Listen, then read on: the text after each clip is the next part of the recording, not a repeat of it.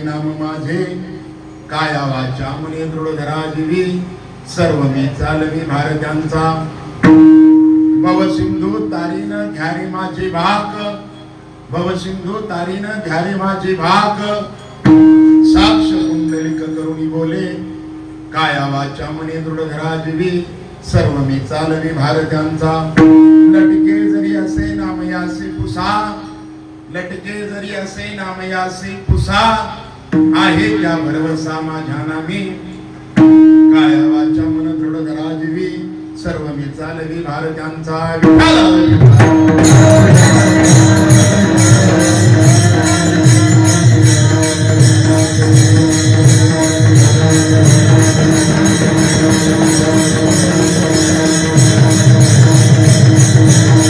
नमो विठ्ठला राजया पांडुरंगा नमो रुक्मिणी माऊली ज्ञान गंगा नमो पुंडलिका नमो चंद्रभागा नमस्कार माझा रुक्मिणी पांडुरंगा पांडुरंगा पांडुरंगा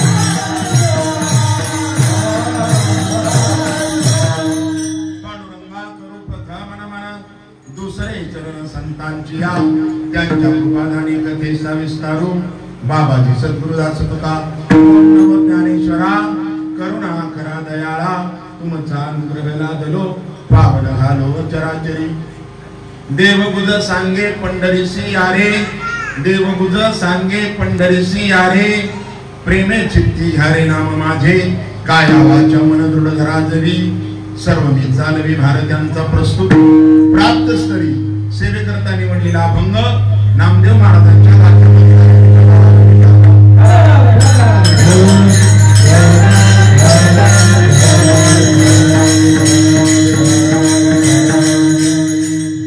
महायोग पीठे तटे भीमरथ्याम वरम पुंडरीकाय दातुम इंद्रे समागत्य तिष्ठन्तमानंद कंदम परब्रह्मलिंगम भजे पांडुरंगम अलंकापुरी रम्य सिंहासनस्थम पदांभोज तेजस्वरदि प्रदेशम विधेन्द्रादिदेवे सदा स्तुयमानं समाधिस्थ मूर्तिं भजे ज्ञानदेवं नमो सद्गुरु तुकया ज्ञानदीपा नमो सद्गुरु सच्चिदानंद रूपा नमो सद्गुरु भक्त कल्याण मूर्ती नमो सद्गुरु भास्करा पूर्ण कीर्ती अधिष्ठान जेथे प्रतिष्ठान देखा तिथे जन्मला तो गुणातीत एका जयाचे नामे चुके जन्म व्यथा नमस्कार माझा सद्गुरु एकनाथा निवृत्ती सोपान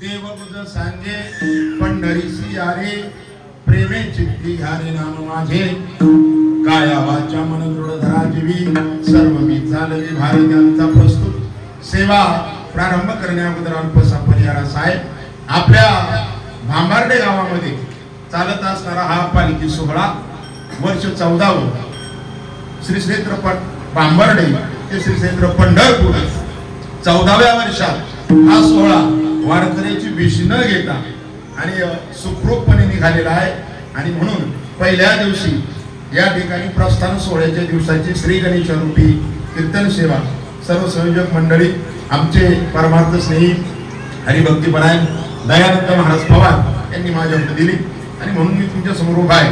सकाळी रांजणगावला प्रवचनात माईक वाला आवाज कमी करून 10 क्रियेचं प्रवचन होतं, फक्त 2 भोंगी होती, निघून गेला, कावळ्या सुड्या झाला, त्याच्यामुळे घसा माझा जरा अजून जास्त बसला। तसंही मला देवी नाही दिला सुस्वर महाराजांना माहिती। गायनामध्ये साथ करतात हरिभक्तीपरायण आपल्याच गावचं कुशल मावडी महाराज पवार अनेक 5-25 कीर्तनाला त्यांनी मला साथ दिली या वर्षभरात।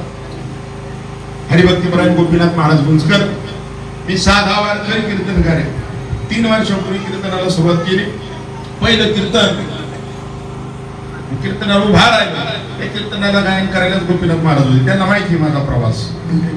आणि मग हरिभक्तीपरायण आमचे मित्र भागवत महाराज मृदुंगमणी हरिभक्तीपरायण राम हरी महाराज उगले, विनेकरी बाबा चौकदार तुळशीवाल्या माऊली सर्व श्रोते सज्जन आमचे जगताप मामांपासून सर्वांना धन्यवाद देतो। विशेष म्हणजे आपल्या गावामध्ये असणारी 2 वारकरी शिक्षण संस्था, एक म्हणजे मळाई वारकरी शिक्षण संस्था आदरणीय दयानंद महाराजांची, ना दुसरी यावर्षी विघ्नहर्ता वारकरी शिक्षण संस्था पवार महाराजांची माऊली महाराज आणि आमच्या भक्तिवेदांचे थोडेफार 20 विद्यार्थी आलेले आहेत। आणि एवढ्या भव्य दिव्य वातावरणामध्ये ऐका तरणा भाग्यवंत नटे हरिकीर्तनात आपल्या गावामध्ये वारकरी संप्रदायाचे शिक्षण घेणाऱ्या संस्था उभ्या राहतात, हे आपल्या गावचं वैभव आहे। आळंदी पंढरपूर आपल्या गावामध्ये आपल्या गावातील काही जाणकार मंडळींमुळे आलेलं आहे आणि ते वैभव वाढवणं हे गावकऱ्यांचं कर्तव्य असतं। विठ्ठल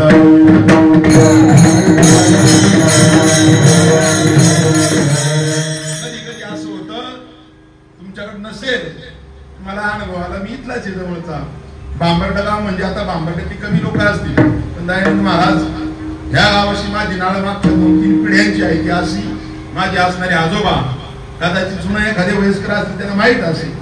माझ्या आई लहानपणी इथं होती, तिचं शालेय शिक्षण बालवाडी पहिलीची इथं झालं। त्याचं कारण या गावामध्ये शिक्षक म्हणून खंडेराव मारुती गायकवाड गुरुजी म्हणून आमचे आजोबा 10-15 वर्ष या गावामध्ये होते आणि म्हणून या गावाशी थोडीशी नाळ जुन्या पिढीची जोडलेली आहे। पण तुम्हाला मी सांगतो आहे का, संत तुलसीदास महाराजांचे वचन आहे, महाराज बारका नाही का, ते म्हटले मत जाना जन्मभूमी के गाव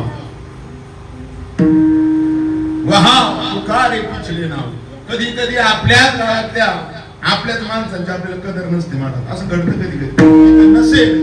तुळशीदासांचं वचन आहे, ते म्हणतात दुसऱ्या गावामध्ये गेलो लोक पळत येतात, पाद्यपूजा करतात, संत तुळशीदास महाराज आले आदर तीर्थ करतात, पण आपल्याच गावात गेलो तुळशी आला मत जाना जन्मभूमी के गाव वहां पुकारे पिछले नाव से तुळशीदास महाराज म्हटले होते।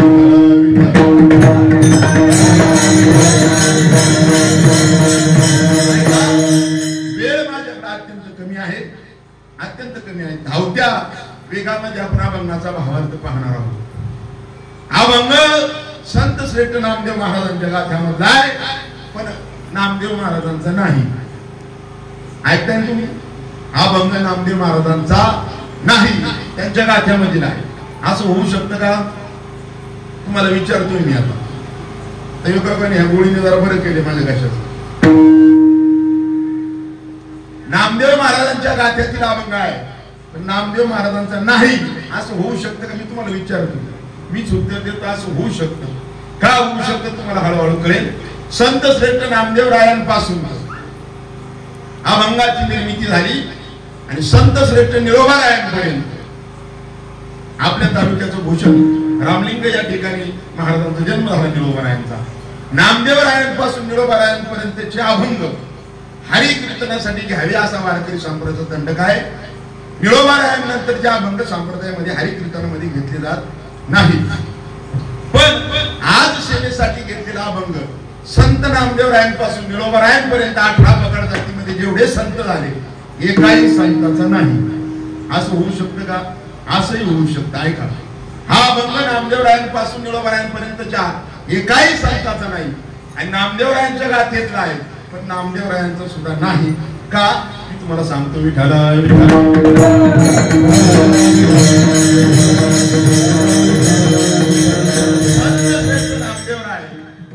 चंद्रभागेच्या वाळवंटामध्ये आले. तिथं रामायणाची कथा चालू होती आणि रामायणकारांनी सांगितलं, वाल्मिकी रामायणाचा पहिला श्लोक आहे, चरितम रघुनाथस्य शतकोटी प्रविस्तरम एकैकमाक्षरम पुसा महापातकनाशनम. की भगवान प्रभू रामचंद्राचं चरित्र 100 कोटी श्लोकामध्ये लिहिलं गेलं. चरितम रघुनाथस्य शतकोटी प्रविस्तरम आणि एक एक अक्षर जर कानावरती पडलं, महापातकनाशनम असा श्लोक रामायणकारांनी सांगितला. नामदेवरायांनी ऐकला वाळवंटामध्ये पंढरीच्या. नामदेवराय म्हटले, माझी या चित्तासी झाले बहुक्लेश वृथा मी आयुष्य दवडले. का? की वाल्मिकी ऋषींनी 100 कोटी श्लोकाचं रामायण लिहिलं. मी एकही अभंग, एकही श्लोक, एक साधं पद सुद्धा भगवंताचं रचलेलं लिहिलेलं नाही. चंद्रभागेतील ऐकलेल्या गोष्टी वाल्मिकी शतकोटी ग्रंथ केला. माझ्या चित्तासी झाले बहुक्लेश वृथा मी आयुष्य दवडले. नामदेवराय म्हणतात, माझ्या जीवनाला अर्थ नाही. कोण म्हणतंय? ज्या नामदेवरायांच्या हातून भगवंतानं नैवेद्य 6 वर्षाचा असताना ग्रहण करावा, जे भगवंत प्रत्येक सणाला, दिवाळीपासून प्रत्येक सणाला नामदेवरायांच्या घरी जातात भगवंत, जो भगवंत नामदेवरायांशी दररोज बोलतोय, दर्शन देतोय, असा मनुष्य म्हणतोय. असे संत श्रेष्ठ नामदेवराय म्हणताय, माझ्या आयुष्याला अर्थ नाही. आणि आपण थोडं काहीतरी परमार्थ करतो आणि आपल्याला वाटतं आपल्यासारखं महाराज नाही. त्यांच्यामधला आणि आपल्यामधला फरक आहे. साधू संतांमधला आपल्याचा फरक आहे का? नामदेवराय ज्यांना देवाचं दर्शन होतंय, देव त्यांच्या हातून नैवेद्य ग्रहण करतोय, ते म्हणताय की वृथा मी आयुष्य दवडले, माझं आयुष्य वाया गेलं, ते म्हणताय. आपण थोडाफार परमार्थ करतो महाराज, आपल्याला वाटतं आपण. ऐका, त्या चंद्रभागेच्या वाळवंटामध्ये नामदेवरायांनी प्रतिज्ञा केली, शतकोटी तुझे रचिना भंग आणि न होता पूर्ण जिव्हाई उतरी न तुझं पुढे. प्रतिज्ञा केली आणि प्रतिज्ञा करून पांडुरंगाच्या मंदिरात आले. देवाला सांगितलं, देवा 100 कोटी अभंग रचायची प्रतिज्ञा करून आलो. देव म्हटले, नामा आता तुझी प्रतिज्ञा पूर्ण होणार नाही. काही प्रतिज्ञा करतोस? नामदेवराय म्हटले, का होणार नाही? जर वाल्मिकी ऋषींनी 100 कोटी श्लोकाचं रामायण लिहिलंय, तर मी का 100 कोटी अभंग रचू शकत नाही? त्यावेळेस भगवंतानं सांगितलं, तयेवेळी होती आयुष्याची वृत्ती, आताची अवधी थोडी असेल. त्या काळात कृतयुगात माणसाचं आयुष्य 1 लाख वर्षाचं होतं. म्हणून वाल्मिकी ऋषींना आयुष्य मोठं होतं, त्यांना 100 कोटी श्लोकाचं रामायण लिहिता आलं. ते आयुष्य 1 लाख वर्षाचं, त्रेतायुगात 10,000 वर्षाचं झालं, द्वापार युगात 1000 वर्षाचं झालं आणि कलियुगात 100 वर्षाचं झालं. आता त्याच्या यात जातात. 39 वयाच्या तरुणाचा दावा सकाळी मी प्रवचनाला होतो आणि मग 1 लाख वर्षाचं आयुष्य 100 वर्षाचं आयुष्य तुझी प्रतिज्ञा पूर्ण होणार नाही। त्यावेळेस नामदेवराय म्हटले नियम मी केलाय पण केला नियम चालवी माझा, आता जबाबदारी कोणाची? तुमची। मग काय केलं भगवंतानं? शारदा मातेला आज्ञा केली।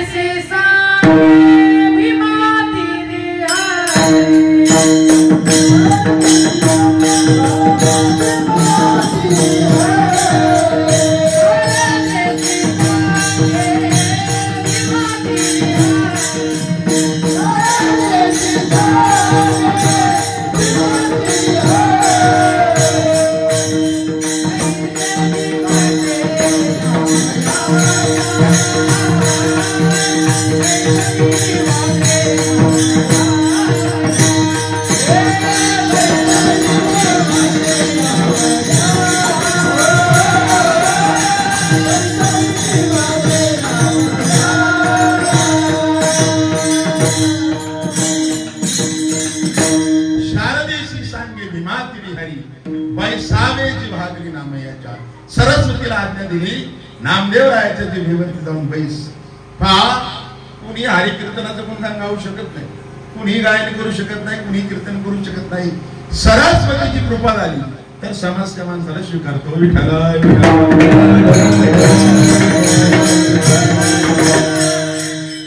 शारदा मातेला आज्ञा दिली, नामदेवरायांनी अभंगाची निर्मिती चालू केली पण अभंग पूर्ण होणार नव्हते। मग काय झालं?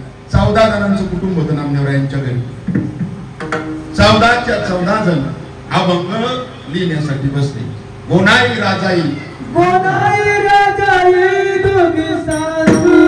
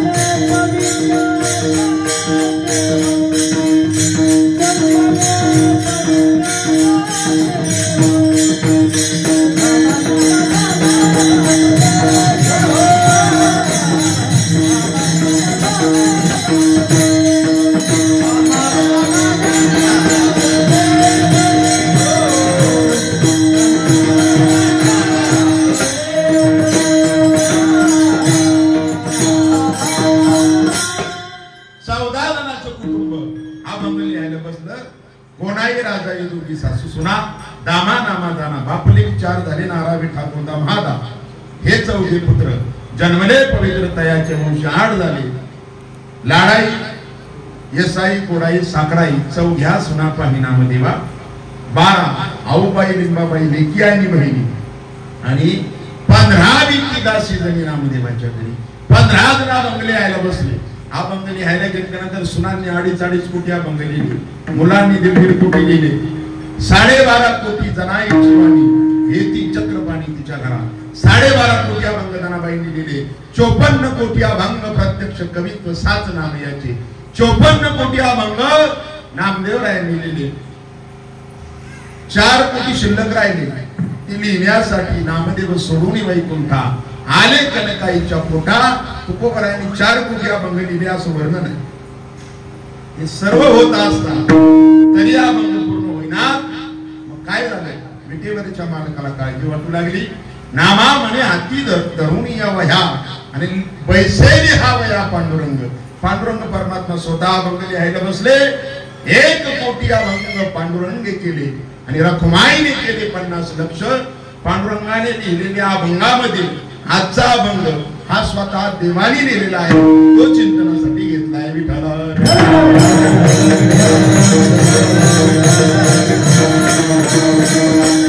स्वतः विटेवरच्या मालकाने जो अभंग लिहिलाय तो अभंग चिंतनासाठी घेतलाय। देव सांगताय, देव गुज सांगे पंढरीशी आहे।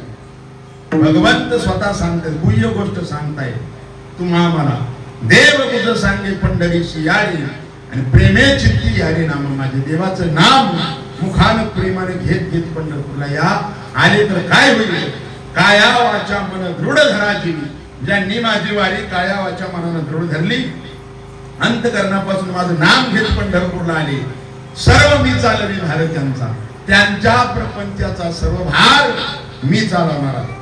त्याच्यामुळे पेरणी होईल का नाही, वापसा झालाय का काय, उगवलं का नाही, हा सिंचन विचारच करू नका, सर्व मी चालवी भार त्यांचा।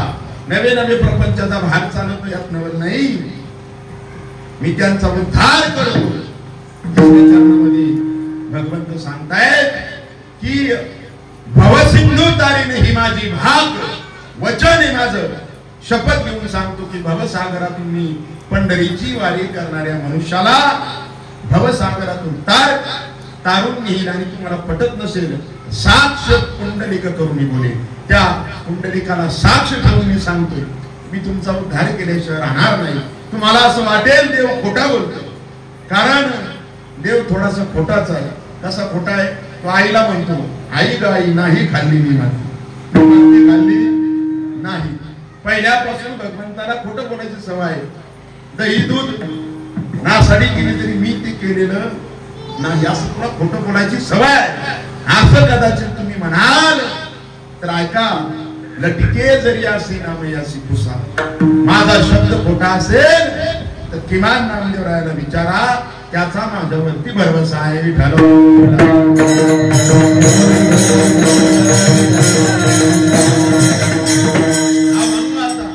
सरळ भावार्थ सांगितला, तुम्हाला समजला, समजला माऊल्यांना माग समजला का? हा नाही तर नाही म्हणा, जेवायचे तुम्हाला नाही का? हा समजला तुम्हाला, पुढच्याला दयानंद महाराज हा पण समजला, माझी जबाबदारी समजली, कीर्तन झालं विठ्ठल।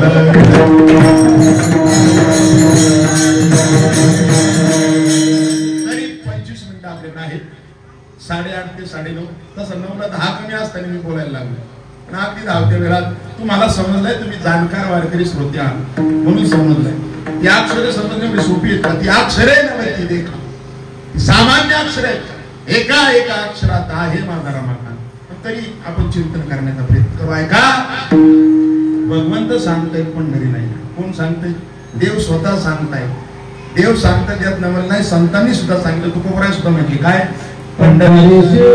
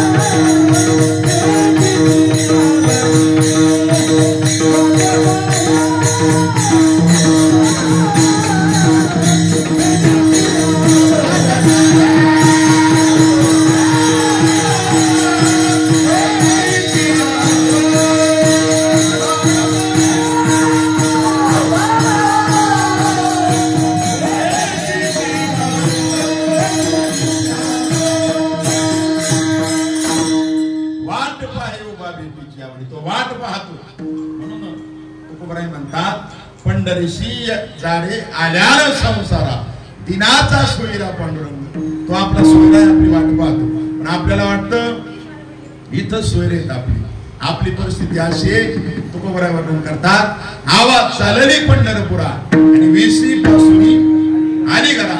म्हातारी निघाली पंढरपूरला, वेशी पासून घरापर्यंत आली आणि सुनीला म्हणू लागली, मी चालले 5, 25, 30 वर्ष पोटाला चिमट्या घेऊन प्रपंच वाढवलाय. मी गेल्यानंतर पै पै जमा केलेला माझा संसार नाच धूस करून टाकची. नको वेचू दही दूध, दही लोणी वेचू नकोस, शेजारी पाजुरे वाटून नाच करशील असं सांगितलं. पुन्हा गेली, आवाज चालली पंढरपुरा, वेशी पासून आली घरा. पुन्हा आजी घरी आली आणि सुनाला म्हणू लागली, माझ्या हातीचा कलवडू मी वाचून नको फोडू. कलवड जुन्या काळात करायची, आठवते तुम्हाला? त्याच्यात गवऱ्या टाकायच्या थापून. माझ्या हातानं रचलेला कलवड मी येईपर्यंत फोडू नकोस. पुन्हा गेली, पुन्हा आली माघारी, वेशी पासून आली घरा आणि म्हणू लागली की माझे नातू कसे, यांच्याकडे जर पाहिलं ना तुम्ही विठोबार पाहण्यासारखे दिसताय. कशाला जावे तो माझ्या इथंच पंढरपूर नाही का नाही. अशा पद्धतीने माग जर आपला विचार राहिला आणि आपण वारीला निघालो, आपलं लक्ष कुठं राहील? आपलं लक्ष त्या निष्ठेने वारी करायची नाही. कशी करावी निष्ठा, कशी असं काय का? एक दृष्टांत तुम्हाला देतो. एक जगद्गुरु तुकोबरायांचे वडील वारले. कोण वारलं? वडील वारले तुकोबरायांचे. वडील वारल्यानंतर सायंकाळी अंत्यविधी झाला. आता आपल्या दिंडी सोहळ्यात चालणारे थोरात, मला वाटतं बाबा वारकरी, त्यांचा तस्क्रिया होते. आपल्या सोहळ्यात चालणारे मला वाटतं दीपक हरिभक्तीपरायण वीर, त्यांच्या वडिलांचं अकस्मात आज किंवा काल रात्री आज निधन झालं. ऐका म्हणून दृष्टांत मला आठवलाय. तुकोबारायांचे वडील मृत पावले. सायंकाळी अंत्यविधी झाला. सकाळी 8 वाजता लोक इंद्रायणीच्या काठावरून सावरण्याचा विधी पूर्ण करून तुकोबराय घरी आले. घरी आल्यानंतर 5च मिनिटं फक्त झाले आणि आपल्या पत्नीला तुकोबराय बोलू लागले, जिजे कार्तिकीची वारी मला पंढरपूरला आत्ताच निघावं लागते. वडिलांना सावरून आले बरं का. जिजाबाई म्हटल्या, आपल्याला सुतक आहे, तुमच्या वडिलांना फक्त सावरून आपण घरात आलोय, 5 मिनिटं फक्त झालेले, तुम्ही म्हणताय वारीला जायचंय. मी निर्णय देणार नाही, गावातले लोक गोळा करा, भावकी गोळा करा, त्यांना विचारा. भावकी गोळा झाली, गावातली 4 लोक गोळा झाली. तुकोबरायाने सांगितलं, माझ्या वडिलांची मिरासी गाजे, ही वारी मी चुकू देणार नाही. आणि जातीवंत वारकरी हा आषाढी एकादशीला पंढरपुरातच सापडेल. आणि इकडं सापडला, कीर्तनकार इकडे सापडतात, विठ्ठल विठ्ठल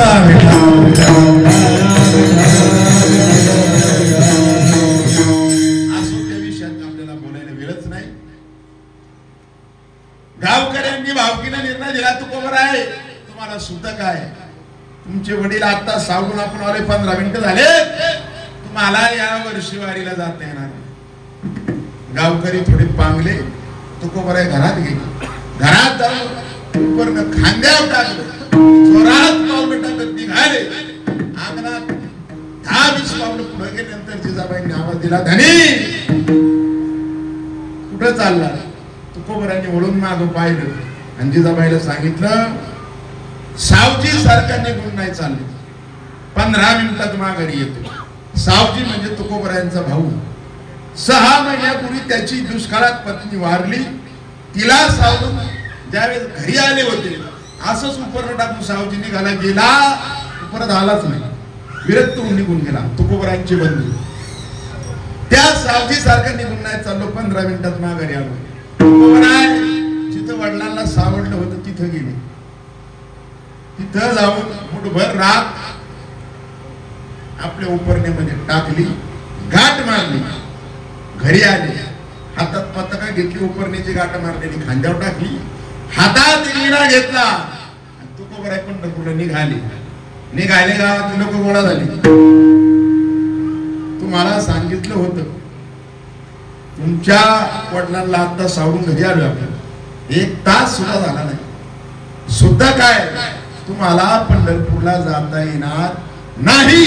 तुकोबारायांनी सांगितलं 3 दिवसापूर्वी वडील वारण्याच्या आधी वडिलांनी मला जवळ घेतलं आणि सांगितलं, तुकोबा आता माझ्या देहाचा भरोसा नाही, शेवटची इच्छा आहे माझी, ज्या वेळेस माझा मृत्यू होईल माझी मुठभर का होईना आपण चंद्रभागेच्या पाण्यामध्ये नेऊन वाहा, अशी शेवटची इच्छा 3 दिवसापूर्वी वडिलांनी सांगितली होती. म्हणून निघालो. टाळ्या एवढ्यात वाजू नका, ऐका, काही सांगितलं नव्हतं, काही सांगितलंच नव्हतं वडिलांनी, कारण दिलं फक्त. आता कोणाची टाप अडवायची, वडिलांची शेवटची इच्छा आहे माझी राख चंद्रभागेच्या पाण्यामध्ये वाहा, आता कोण अडवी, काही सांगितलं नव्हतं तुकोबाच्या वडिलांनी. पण ज्याला जायचंय ना तो अशा अवस्थेत सुद्धा पोहोचतो, अशी जी त्याची निष्ठा आहे त्याचा सर्व भार भगवंत मी चालवतो. अभंगाचं प्रथम चरण.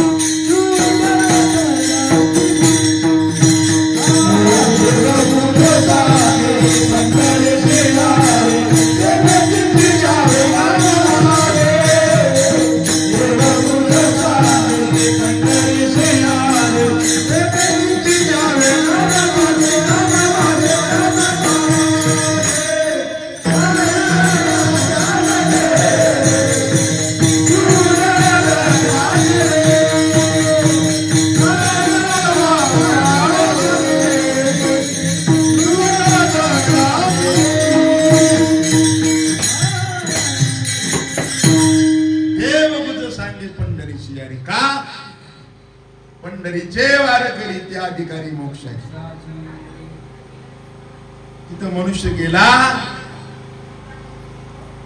कोणीतरी मागाशी सांगितलं तू का म्हणजे तुम्ही चाला याची वाटे, हा भरवशाने भेटे पांडुरंग, विश्वास अंतःकरणामध्ये ठेवला त्याचा उद्धार विटीवर करतो. तो वाट पाहतो, वाट पाहे उभा भेटीची आवडी, कृपाळू जात देवता वेळ त्या तीर्थाला पहा. जगाच्या पाठीवर अनेक तीर्थ आहेत पण पंढरपूर सारखं तीर्थ नाही. आणि जो वारकरी आहे, आता मागाशी सांगितलं 90 वर्षाची वारकरी, 83 वर्षाची विनेकरी पण उड्या मारीत जातात. ही ताकद परमार्थाची आहे. विठ्ठल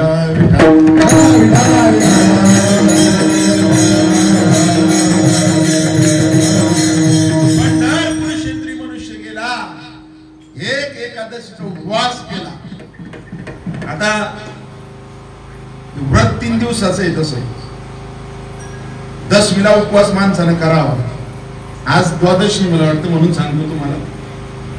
एकादशीचा व्रत कसा आहे, दशमीला मनुष्यानं उपवास करावा सोमवार सारखा, आणि सायंकाळी दिवस मावळाच्या आधी दिवस आहे तोपर्यंत सोमवार सारखा उपवास सोडावा. एक टाइम एक भुक्त राहायचं दशमीला, आणि 10 गोष्टी त्यागायच्या, त्या आता सांगत नाही. एकादशीला उपवास करायचा, 11 गोष्टी त्यागायच्या. द्वादशीला सकाळी पारणं सोडायचं, उपवास सोडायचा, पण परत जेवायचं नाही. 12 गोष्टी त्यागायच्या, त्याही सांगत नाही. पण द्वादशीला सकाळी जेवा, दशमीला दिवसातून एकदा केव्हा जेवा, आणि एकादशीला काही खाऊ नका. आईसे व्रत 3 दिली आचरे जो संपूर्ण एका जनार्दनी बंधन तया नाही सर्वथा. त्या जीवाचा उद्धार भगवंत करतो. आणि अशी एक एकादशी जर तुम्ही पंढरपुरात जाऊन धरली तर नामदेवराय वर्णन करतात एक एकादशी होय पंढरीसी आणि सुकृताच्या राशी ब्रह्माने. ब्रह्मदेवाला सुद्धा तुमचं पुण्य सांगता येणार नाही, पण निष्ठा असावी. निष्ठा कशी असावी ऐका. नामदेवरायांच्या घरी एकादशीच्या दिवशी भगवान पंढरीश परमात्म्यानं ब्राह्मणाचं रूप घेतलं भिक्षा मागायला. नामदेवरायांच्या दारात भिक्षा मागितली. नामदेवराया मी ब्राह्मण आहे, 5 दिवस झाले अन्न पाणी नाही, माझा जीव जायला लागलाय, मला काहीतरी जेवायला द्या. नामदेवराय म्हटले आज एकादशी, आमच्या घरात चुलच पेटत नाही, म्हटलं तुला जेवायला द्यायचं. म्हटले माझा जीव जाईल, मला जेवायला द्या. ते म्हटले तू जीव तुझा गेला, तुझा दावा मी घाली, तुला आज तुकडा मिळला, सोडला ना जीव ब्राह्मण. अंतिम दी वाळवंटात झाला.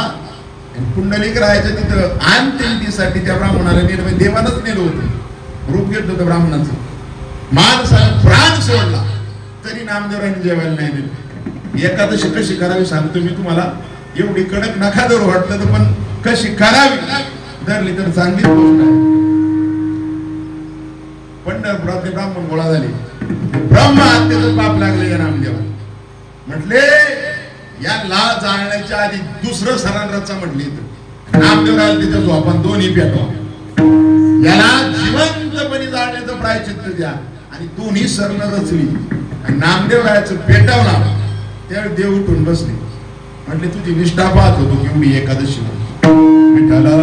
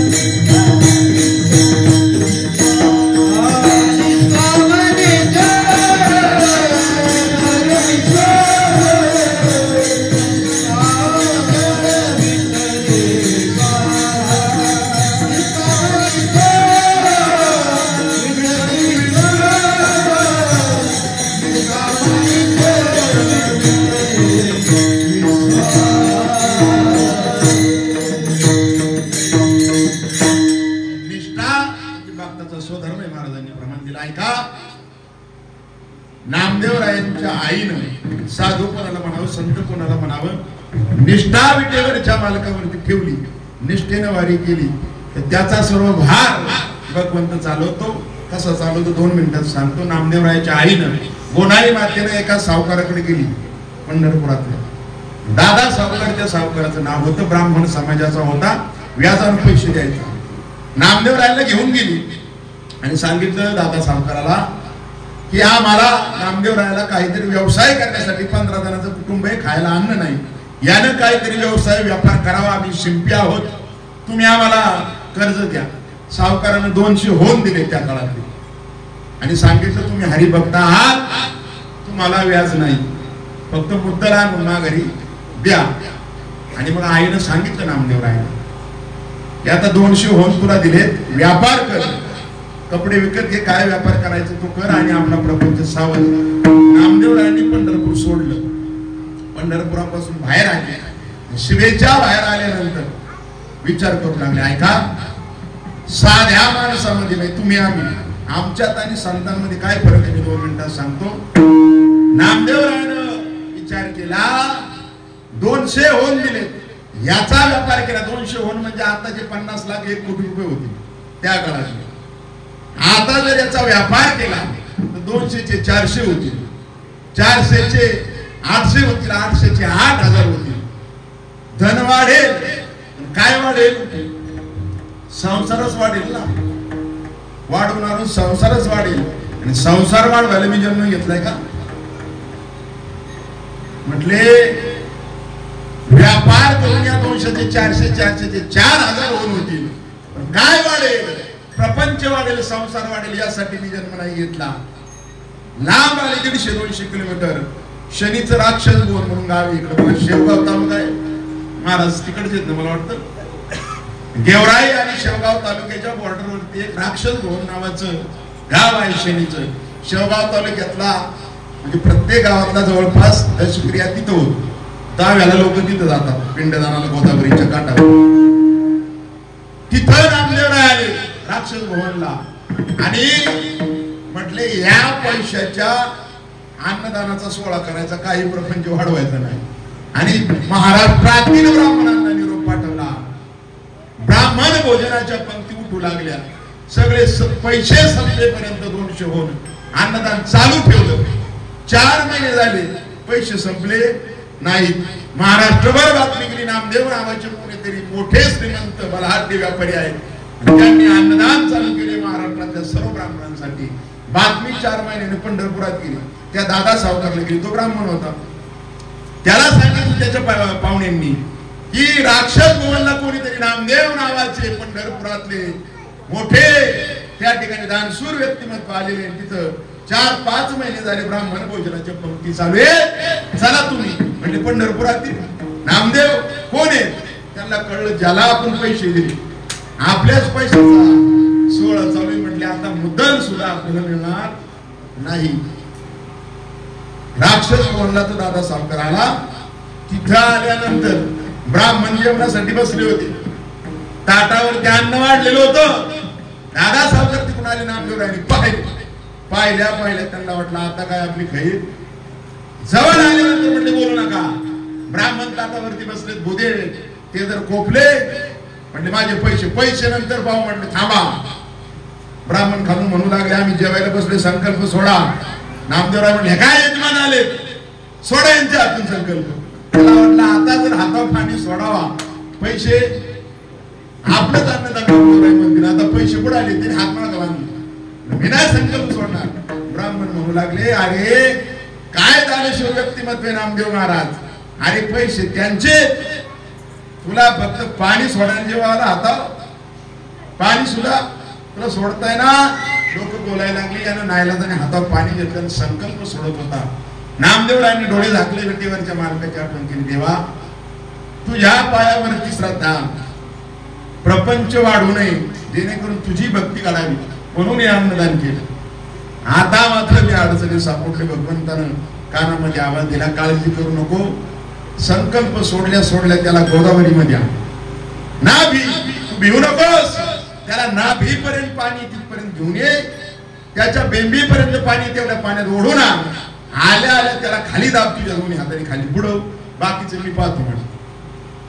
काळजी करू. संकल्प सोडल्या नामदेवराने त्या दादा सावकार ओढत गोदावरीकडे नेले. ती म्हटले मी जिवंत आहे अजून, माझा दावा घालतो काही. ऐकलं नाही. बळच पाण्यात नेलं. म्हटलं पाण्याचा कमरे इतक्या बेंबी बुडेर इतक्या पाण्यात नेल्यानंतर पूर्ण ताकदीने कवळ मारली. त्याला पाण्यात दाबला. त्याला दाबला तसा भगवंतानं गोदावरीच्या पाण्यातून पाताळात नेला. तिथे पंगत चालू होती. ऐका बरं का. पण तिथे म्लेच्छ लोकांची पंगत चालू होती. यवन समाजाचे लोक होते आणि तो ब्राह्मण होता. ती लोक म्हणते या जेवायला बसा. याला भूक लागली होती. पण त्यांनी सांगितलं मी ब्राह्मण आहे, मला तुमच्या पंक्तीला जेवता येणार नाही. एक काम करा, कोरडा शिदा द्या. म्हणले कोरडा शिदा मी माझा बनवून खातो. कोरडा शिदा दिला. तो म्हटलं शिजवायचा कसा? मग 5 गावऱ्या दिल्या. 5 गावऱ्या कोरडा शिदा, डाळ गुळ काय भात असेल तांदूळ असेल तो दिला. त्यानं तो ताब्यात घेतला आणि पूर्ण ताकदीने शिवर उडी मारली. चंद्रभागेच्या कुंडलिक रायापाशी बाहेर निघाला. बुडवला कुठं होता? गोदावरी. निघाला 200 किलोमीटर खाली चंद्रभागे. बाहेर निघला. शिदा ओला झाला म्हणून फेकून दिला. कारण कोरडा शिदा त्याला पाणी आणि अग्नीचा स्पर्श होत नाही तोपर्यंत पवित्र. पाण्याचा किंवा अग्नीचा स्पर्श झाला म्हणून त्यानं तो टाकून दिला. बारीक पाऊस येत होता, डोक्यावरती एक गौरी धरली, 4 गवळे फेकून दिल्या आणि पळत गेल्या. घरात येऊन उजेडात पाहिलं, गौरी सोन्याची होती. फिटले ना त्याचे पैसे. सोन्याची गौरी निघाली. नामदेव रायांचं कर्ज तिथं फिटलं. त्याला वाटलं अजून ते 4 आणले असते तर बरं झालं असतं. भगवंताची जर निष्ठा पायावरती ठेवली त्याचा भार मी चालवतो.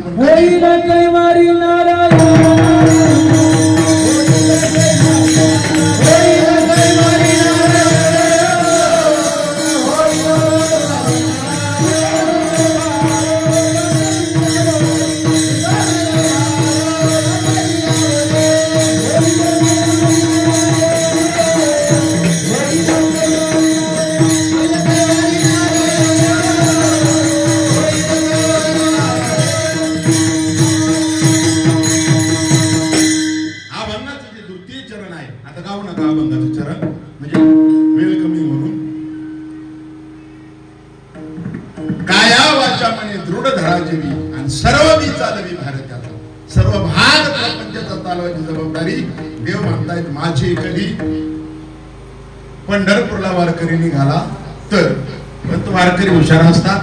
जे जाणकार हरिभक्त आहेत, जे खरोखर संत आहेत, जे खरोखर देवाचे भक्त आहेत, ते देवाला म्हणू लागले तू प्रपंचाचा भार चालवशील याच्यात नवल काय? अरे प्रपंच खोटाच आहे, त्याचा कशाला भार चालवतोस तू? एकनाथ महाराज म्हणतात प्रपंच एक झाला होता हे तो समळ मिथ्या वार्ता, आणि पुढे होईल वाद होता हे कल्पंती घडेल. अरे प्रपंचच आमच्या दृष्टीने नाही, तू आमचा भार चालूच नकोस. काय म्हणू लागले संत? आमचा प्रपंच तू चालवावा. अरे प्रपंच आमच्यासाठी नाही. त्यावेळेस भगवंत म्हणू लागले ठीक आहे, तुमच्या प्रपंचाचा भार मी चालवा तुम्हाला वाटत नाही ना? ऐका, प्रपंच तुमच्यासाठी मिथ्या असेल तर या इहलोकातून तुमचा उद्धार मी करेल आणि भगवत धामाला तुम्हाला घेऊन जाईल, जन्म मृत्यूचा फेरा वाचवेल, या भवसिंधूतून तारून नेईल. ही माझं वचन आहे. अभंगाचं 3रं चरण. भवसिंधू तारिना क्या रे माझी भाक,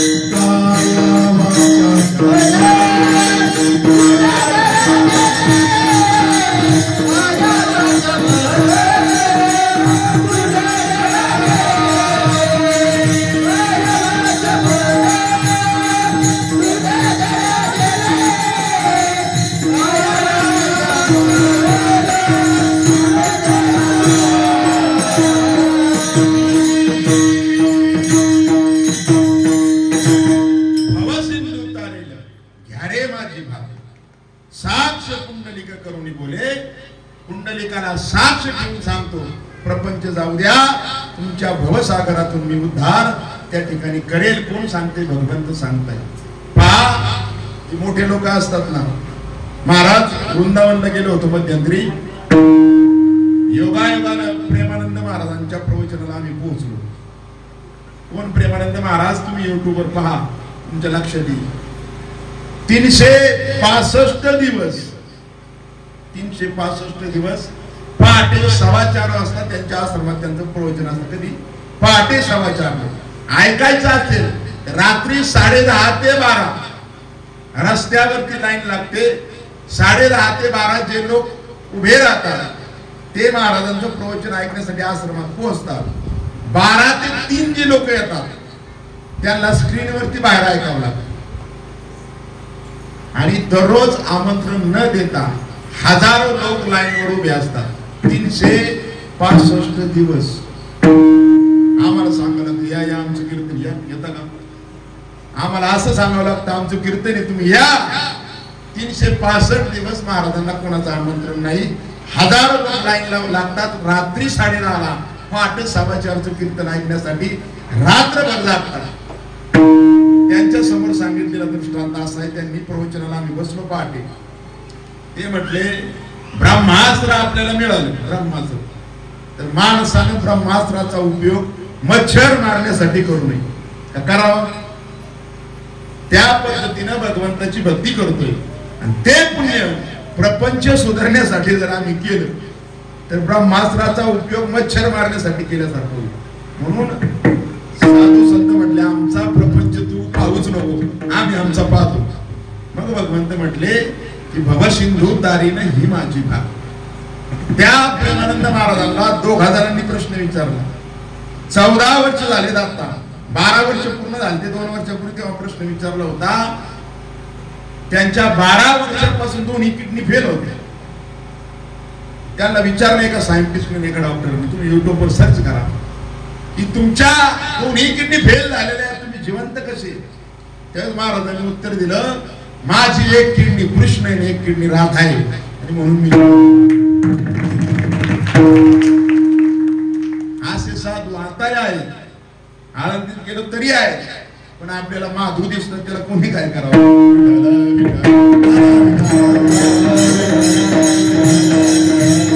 शेवटचा दृष्टांत देऊन आपण कीर्तन आटोपतो घेऊ. तुम्ही चाललेले नाहीत, आज उद्यापासून चालणार आहात, पण वेळ इतका अधिक झाला. एक शेवटचा दृष्टांत घेतो. कोणाचा भवसिंधू तारला का? भगवंतानं भवसिंधू तारेले ही माझी भाग. असं काही उदाहरण आहे का? उदाहरण देतो, अनेक उदाहरण आहे, पैकी एक देतो. आई वडिलांची सेवा जर मनुष्याने केली, त्या सेवेसाठी पुंडलिकाच्या भगवंत विटेवरती उभा राहिला. आई वडिलांच्या सेवा जर नाही केली, अपराध केला, तर काय घडतं ऐका. भगवान पांडुरंगाचं वाहन असणारा गरुड आणि गरुडाचा भाऊ अरुण. अरुण कोण आहे माहिती का? सूर्यनारायणाचा सारथी रथात आहे. अरुणाचं नाव इतकं मोठं आहे की संप्रदाय सकाळी त्याचं नाव आधी घेतो, अरुणोदय झाला, आहे का नाही? अरुण म्हणजे सूर्यनारायण नाही, अरुण म्हणजे सूर्यनारायणाचा सारथी, घोडे हाकणारा. त्याचं नाव सूर्यनारायणाच्या आधी आपला संप्रदाय घेतो. गरुडाचा भाऊ, सूर्यनारायणाचा सारथी, अशा असणाऱ्या अरुणाने एक आईचा अपराध केला. आईला म्हटला, शाप दिला आईला की तुला लोकांची धुणी भांडी करावी लागतील. काय शाप दिला आईला? तुला लोकांची धुणी भांडी करावी लागतील. शाप खरा झाला. महाराज शाप खरा झाल्यानंतर त्याला पश्चाताप झाला. हजारो प्रकारचा प्रयत्न केला, अनेक यत्न केले, नामचिंतन केलं, पण शाप निर्वाळला नाही. शेवटी आईच्या झालेल्या अपराधामुळे त्याचं पतन झालं आणि अरुणाला मृत्यू लोकात जन्म घ्यावा लागला. त्याचा जन्म झाला पैठणमध्ये. त्याचं नाव आहे कुर्मदास. कुर्मदास नावाचे संत आपल्या संप्रदायात होऊन गेले. मुसलमानाच्या यवनाच्या घरी त्याचा जन्म झाला. लहुळ गावी त्याची समाधी आहे, लहुळ गावी.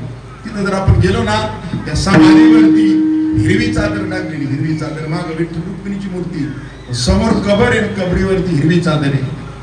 यवनाच्या कुळामध्ये त्या अरुणाचं पतन झालं आणि पैठणमध्ये त्याचा कुर्मदास म्हणून जन्म झाला. कोपरापासून त्याचे हात नव्हते, त्या आईला दिलेल्या शापामुळे, त्या अपराधामुळे गुडघ्यापासून पाय नव्हते, तरी सुद्धा त्याला पूर्वजन्म आठवत होता. देव लोकांमधून आपलं पतन झालेलं आहे हे आठवत होतं. आणि पैठणमध्ये जर कीर्तन चालू झालं ना, तो आईला म्हणायचा, आई मला कीर्तनात नेऊन सोड, मला ते हरी कीर्तन ऐकू दे. पैठणमध्ये संत भानुदास महाराजांचं कीर्तन चालू झालं. भानुदास महाराजांचं कीर्तन, त्याचे गुरु होते भानुदास महाराज. भानुदास महाराज म्हणजे एकनाथ महाराजांचे पंजोबा, ज्यांनी कर्नाटकातून पांडुरंगाची मूर्ती पुन्हा विटेवरती प्रतिष्ठापित केली. तिकडच्या राजाने ती नेली होती उचलून. आषाढीला वारकरी गेले, देवच नाही, पाय कोणाच्या पडायचं. कार्तिकी पर्यंत थांबले वारकरी, 4 महिने माघारी आले नाहीत. आपण काल्यापर्यंत सुद्धा थांबणार नाही, म्हणजे आपण द्वादशीलाच पडूनार, कारण पौर्णिमेला काल आहे. 4 महिने वारकरी माघारी नाही गेला. आषाढीला आलेला वारकरी कार्तिकेपर्यंत थांबला.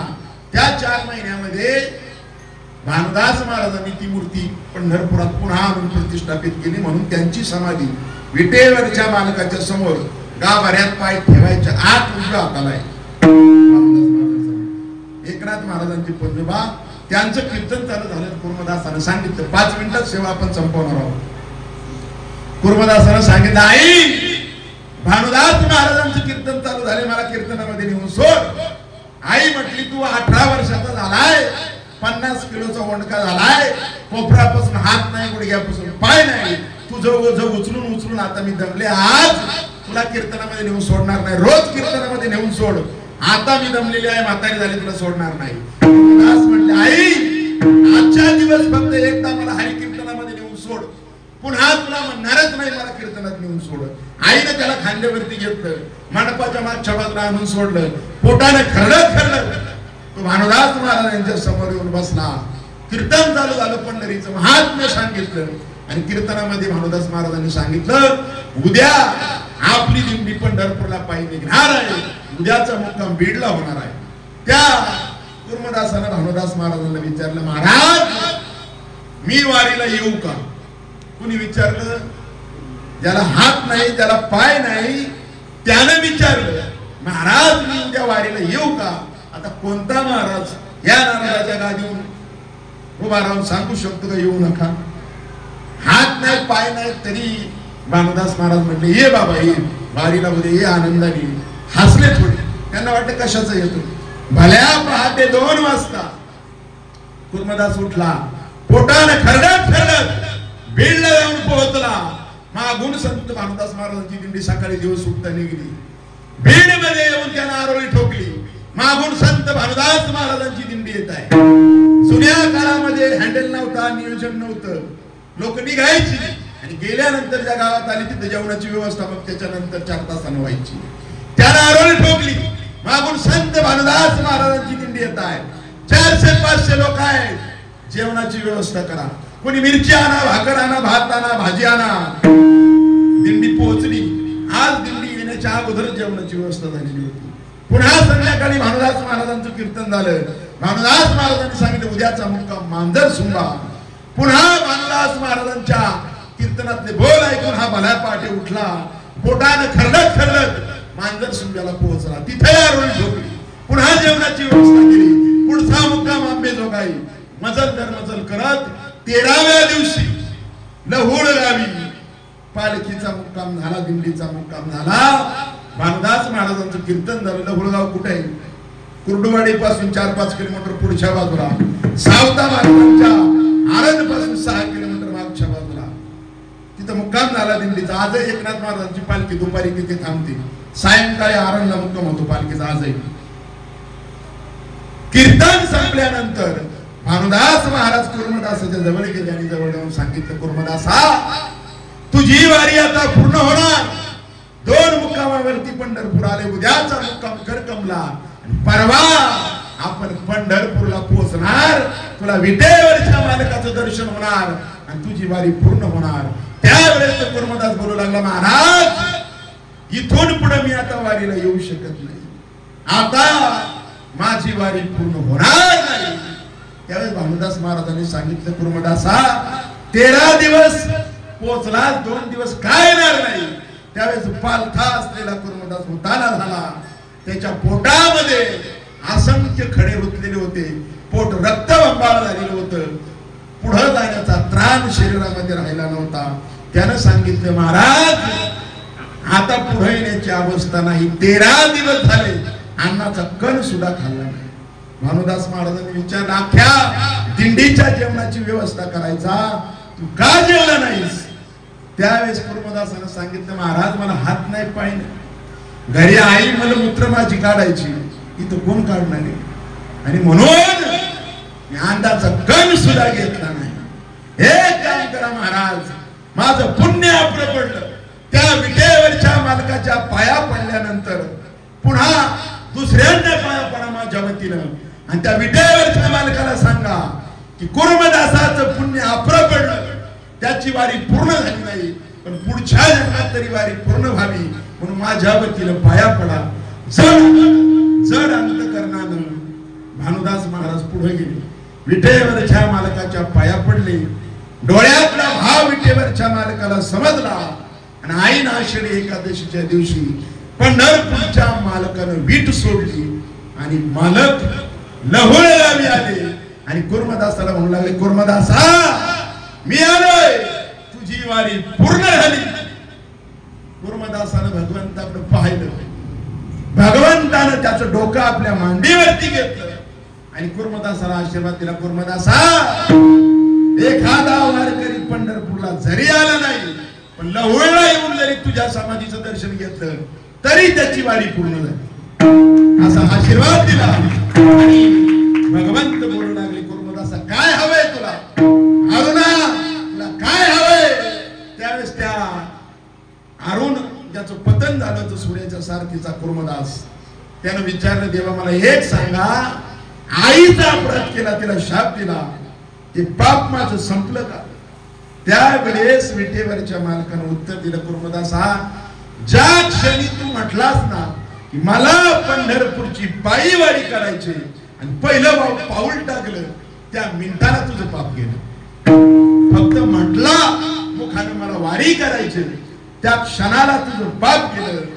आणि आता तू इथं आहेस ना, पुढच्या वारीच्या पुण्यावरती विटेवरचा मालक तुझ्या समोर उभा आहे.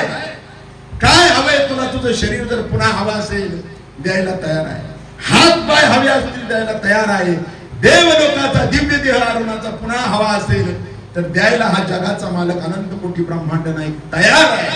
हवंय का तुला? त्यावेळेस तो कुर्मदास पारून बोलू लागला, देवा 7व्या अवतारामध्ये, प्रभू रामचंद्राच्या अवतारामध्ये ज्या वेळेस तुमचे वडील दशरथ राजा त्याने राम राम राम करत प्राण सोडला ना, त्याला सुद्धा तुमच्या बापाला सुद्धा ही मांडी देह सोडताना लाभली नाही. त्या मांडीवरती माझा देह पडतोय, मला काय हवंय? मला काही नको. आणि मग भगवंताच्या सुद्धा डोळ्यामध्ये पाणी आल्याने भगवंतानं सांगितलं, या लहुळ गावी सुद्धा तर एखादा वारकरी कुर्मदासाच्या समाधीच्या दर्शनाला पोहोचला ना, तरी पंढरपूरची वारी पूर्ण झाली. भवसिंधू तारीनं ही माझी भाक, साक्ष कुंडलिक करून बोले विठोबा.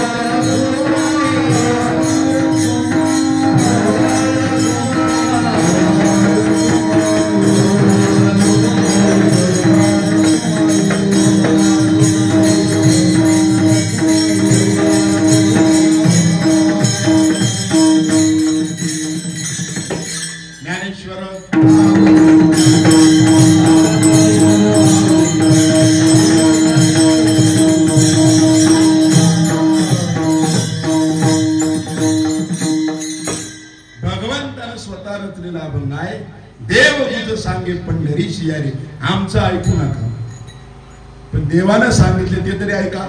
देव गुज सांगे पंढरी सिया रे आणि प्रेमे चित्ती घ्या रे नाम माझे. माझे नाम गात गात तुम्ही पंढरपूरला या. माझ्यावरती विश्वास नसेल ना तर नामदेव राहायला विचारा, त्याचा माझ्यावरती विश्वास आहे. लटके जरिया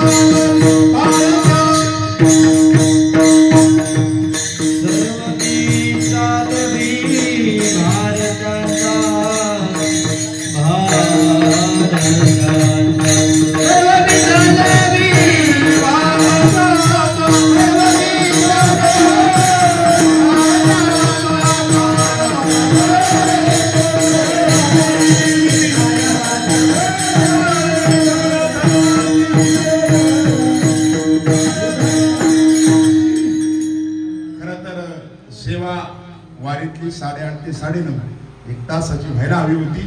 15-20 मिनिटं वरती गेली म्हणून तुमच्या अंतःकरणपूर्वक माफी मागतो.